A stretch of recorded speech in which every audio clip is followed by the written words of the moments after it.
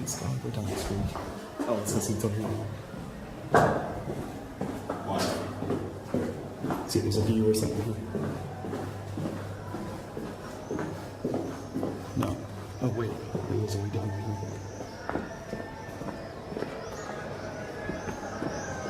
Oh, yeah, check it out, dude. I think this is what's called Cotel Street. Goes right down to the Western Wall. This is where I want to go. So one of those that's up right there. Yeah, we're up in this building. So, see what leads us. Wall. Yeah, this is the Wailing Wall. Wailing Wall. Yeah, that's kind of the old name for it, but still kind of refer to that as the Western Wall. So, Sean. Oh yeah, look at me, full on down there. Wow.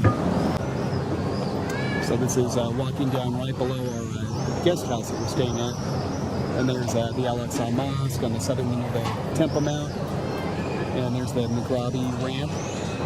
That's the entrance that non-Muslims have to use to get to the Temple Mount. We'll be going there tomorrow morning. And here's the Western Wall, which is just kind of closing out Shabbat. It looks like a lot of people down there. But Shabbat just ended about maybe half an hour ago. The sun went down, and there's the Dome of the Rock up there. And then down below here is some kind of a recent archaeological dig. I don't remember seeing this when I was here last time, but it might have been here. But looks like maybe 20 feet below the level of the Cotel, the Western Wall Plaza.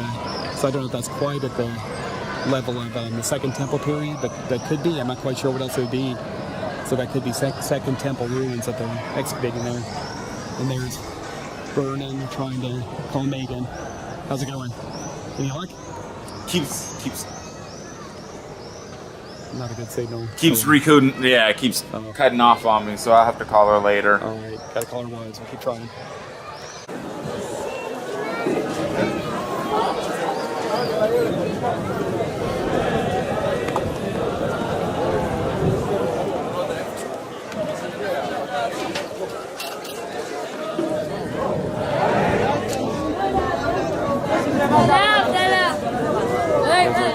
Up there, there's James. Right up there. That's the guest house.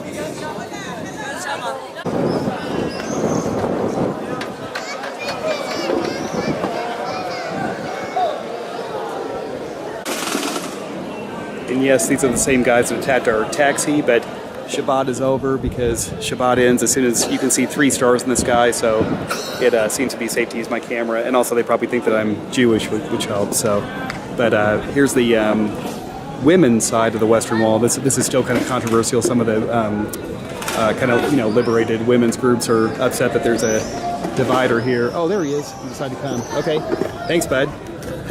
Yeah, I thought you were gonna hide up there. Kippa looks good, man. Awesome. So yeah, so this is the women's section here, and still kind of controversial. But they have a dividing wall here, and go and see if you can kind of like lift up and film over the fence.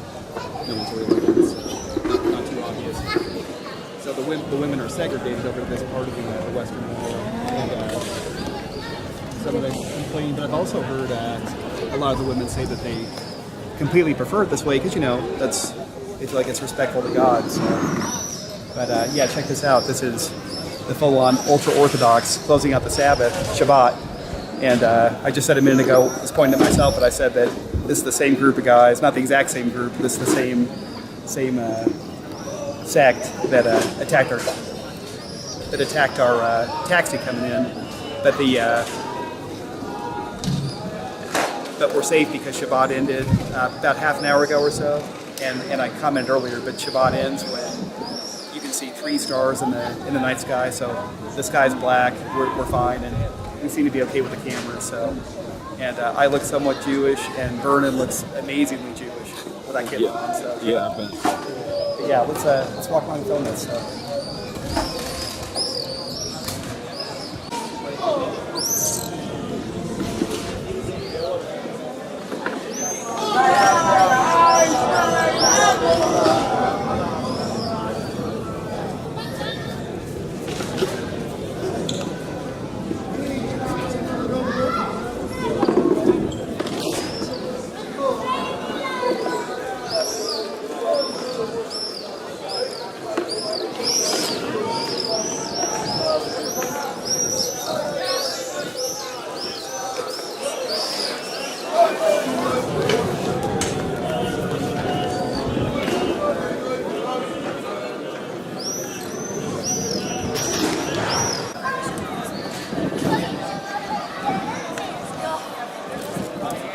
So it's interesting. The reason that it's called the Wailing Wall is that the Jews come here to mourn the destruction of the first and second temples. They were both destroyed on the same date, different years, of course.